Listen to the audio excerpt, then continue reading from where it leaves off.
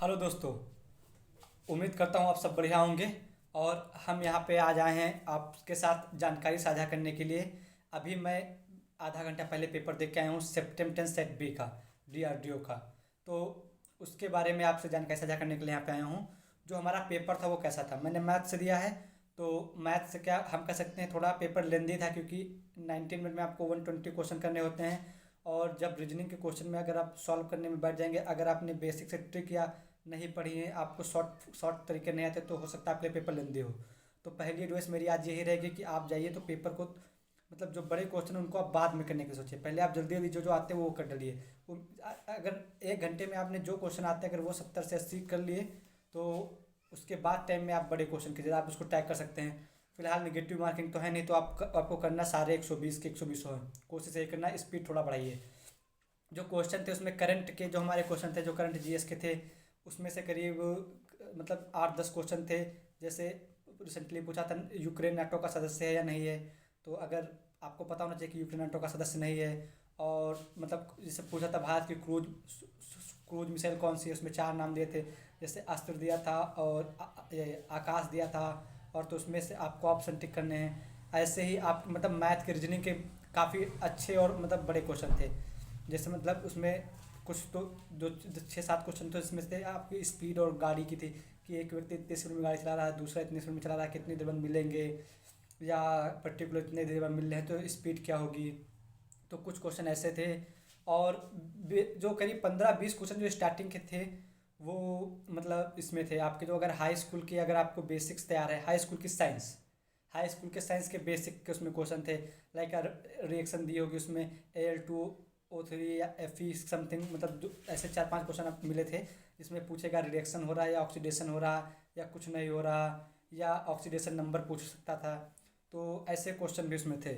और इंग्लिश में थे, तो इंग्लिश में एक मतलब पैराग्राफ था, उस पर एंसिन पैसेज जिसे बोलते हो, पैसेज से रिलेटेड 4-5 क्वेश्चन थे। वही पैसेज आप इसको ध्यान रखिएगा, पैसेज आया आपको ध्यान से पढ़ लीजिए कि उसी पैसेज से अगले 4-5 क्वेश्चन उसी सेम पैसेज से थे। तो वो पैसेज के थे। और एंटोनिम भी पूछे गए थे काफ़ी, और सिनोनिम्स भी पूछे गए थे, और होमोफोन्स भी, वन वर्ड सब्स्टिट्यूशन भी पूछे गए थे। और कुछ मतलब एक दो थे जिसमें आपको मतलब करेक्ट स्पेलिंग सेलेक्ट करना था, कि मतलब उसमें 4 स्पेलिंग दी होगी, विच स्पेलिंग करेक्ट।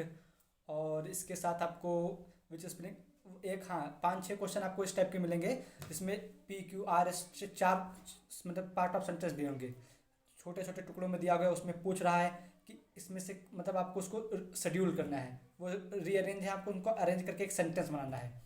तो ऐसे क्वेश्चन थे। और कुछ मतलब इंग्लिश के सेंटेंस थे जिसमें आपको fill in the blanks fill करने थे।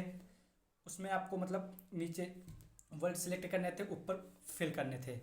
और इसके साथ ही एंटोनिम हो गया, सिनोनिम हो गया, फिल इन द ब्लैंक्स हो गया, और अनसीन पैसेज के क्वेश्चन हो गए। और इसके अलावा मतलब कुछ क्वेश्चन ऐसे थे जिसमें मतलब एक ही वर्ड की मतलब बहुत ज़्यादा इसमें से डिफरेंट मीनिंग कौन सी हो। एक वर्ड लिया, उसके सिनोनिम समझ लीजिए आपको 3 दिए होंगे, और आपको उसमें से जो डिफरेंट मीनिंग का अर्थ होगा वो सिलेक्ट करना होगा।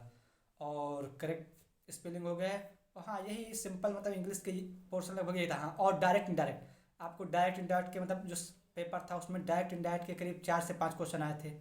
और एक्टिव पैसिव के आए थे। एक्टिव पैसिव में मेनली जो हमारा इंपरेटिव सेंटेंस होता है, इंपरेटिव सेंटेंस से 3-4 क्वेश्चन थे करीब। और एक दो नॉर्मल बेसिक थे, मतलब थोड़ा बड़े क्वेश्चन। तो ये था। और आपको हिंट यही दे रहा हूँ कि मतलब आप वहाँ जाइए, क्योंकि आप पूरा अगर पेपर करने बैठेंगे तो पेपर आपको हो सकता है लेंथी लगे। तो पहले आप वो क्वेश्चन कीजिए जो आपको मतलब कुछ आपको 70 से 80 क्वेश्चन आपको ऐसे उसमें मिलेंगे, जो नॉर्मल एकदम मतलब आपको देखते ही आप उसके आंसर जान जाएंगे। बहुत इजी लेवल के पूछते हैं। जैसे हम लोगों में बहुत कभी के बहुत सरल सरल प्रोबेबिलिटी के क्वेश्चन बहुत इजी आए थे। या जो कुछ मैथ में जैसे क्वाड्रेटिक इक्वेशन के थे कि इसके कितने मूल होंगे, या एक इक्वेशन दी है तो उसमें जैसे x⁴ में इक्वेशन दी गई तो उसमें 4 रूट होंगे या कितने रूट होंगे। तो ऐसे क्वेश्चन सरल सरल क्वेश्चन भी आ जाएंगे। तो जब आप पेपर देने जाएंगे तो 120 में से आपको करीब 70 से 80 क्वेश्चन ऐसे होंगे जो आपको लग रहा होगा कि हाँ ये थोड़ा आसान है, इसमें आपको मतलब टाइम नहीं लगेगा, वो आप देख के टिक कर देंगे। तो कोशिश कीजिए कि आप पूरा पेपर जैसे आपको टाइम मिले मतलब जो आते हो आपको जल्दी जल्दी करते जाइए। और जो ना आते हो आप उन पे आंसर अगर जो आपको लगता है वो टिक लगा दीजिए, उसको टैग कर दीजिए। जिससे बाद में अगर आपको 10 मिनट या 15 मिनट का टाइम मिल जाए और तो आप उसको वापस देख सकते हैं, उसको कैलकुलेशन कर सकते हैं। और जो मेरी डिवाइस है, आप बड़े जो कैलकुलेशन जिसमें मतलब बड़े क्वेश्चन में कैलकुलेशन लेंदी करना हो, उसको आप छोड़ सकते हैं। उस पर आप क्या करेंगे, तुक्का मार सकते हैं, या फिर अगर आपको ट्रिक आती है, शॉर्ट ट्रिक अच्छे से पता है आपको, आपने बहुत अच्छे से पढ़ा है, तो आप उसको हैंडल कर सकते हैं। बट अगर आप नहीं कर मतलब बड़ा हो रहा तो आप उसको छोड़ के बाद में कर सकते हैं। या फिर जैसे आप इंग्लिश में कुछ क्वेश्चन देखेंगे तो उसमें कुछ क्वेश्चन बहुत बड़े हैं, तो आप उनको टैग करके, या मतलब जो आप अपने मन से जो आंसर आपको एक नज़र में लगे उसको लगा के फिर आप छोड़ के उसको वापस रीअटेंड कर सकते हैं। तो आई होप, और जिनका अभी पेपर है कल परसों या 15 तक, उनके लिए all the best. Thank you.